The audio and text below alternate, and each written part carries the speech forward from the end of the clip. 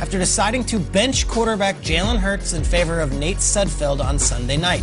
Here's what Doug Peterson had to say about the decision during his Monday press conference yesterday. And my plan was to get Nate in the game. Nate's a guy that is very capable of running our system and executing and an opportunity to pull that game out last night. And we want to be playing in the postseason. That's our goal every season. And so this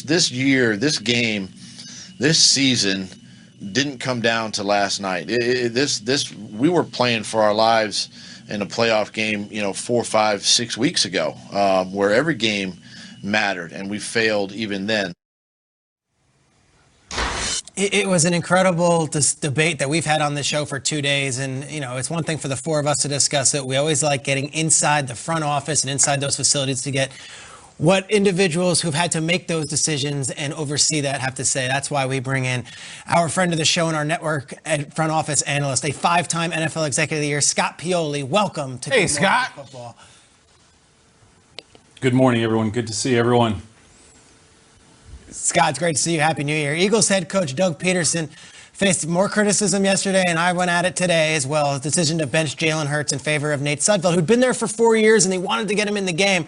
What was your reaction Sunday night, game 256 of the regular season, seeing Hurts get benched for Sudfeld and some of the decisions made at the end of that one? Peter, like most people, I was surprised because going into this game, the understanding was that they were resting a lot of starters because they wanted to get evaluations of other players, young players, especially Jalen Hurts. Again, that was the word on the street. The complicating factor in this was the fact that with the benching of Hurts was shortly before that, or in and around that same time, on a 4th and 4, instead of tying the game, they went for the touchdown.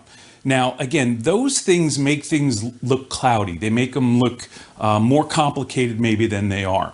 I think one of the things we have to do is go back and understand that the Eagles had a plan.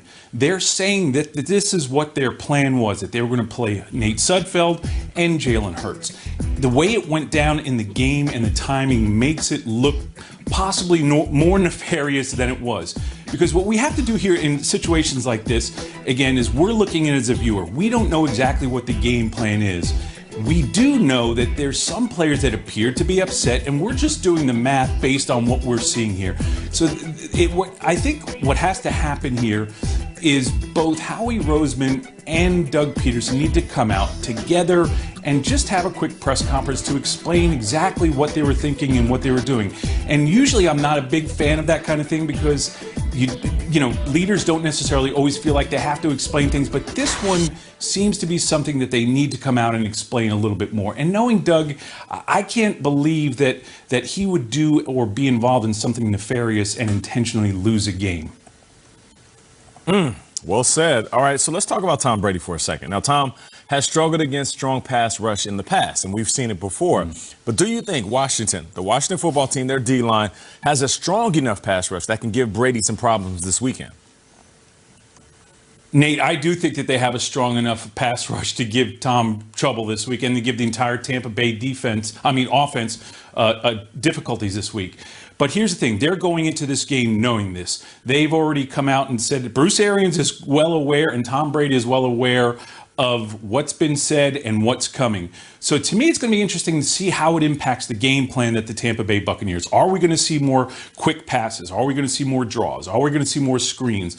Because they know it's coming and they know that Washington is going to bring it. One of the interesting things about the Tampa Bay Buccaneers this year, though, is the fact that they have 10 players that have at least 15 receptions. They have 8 players that have at least 20 receptions. So Brady knows that he can spread the ball around. There's a lot of different targets.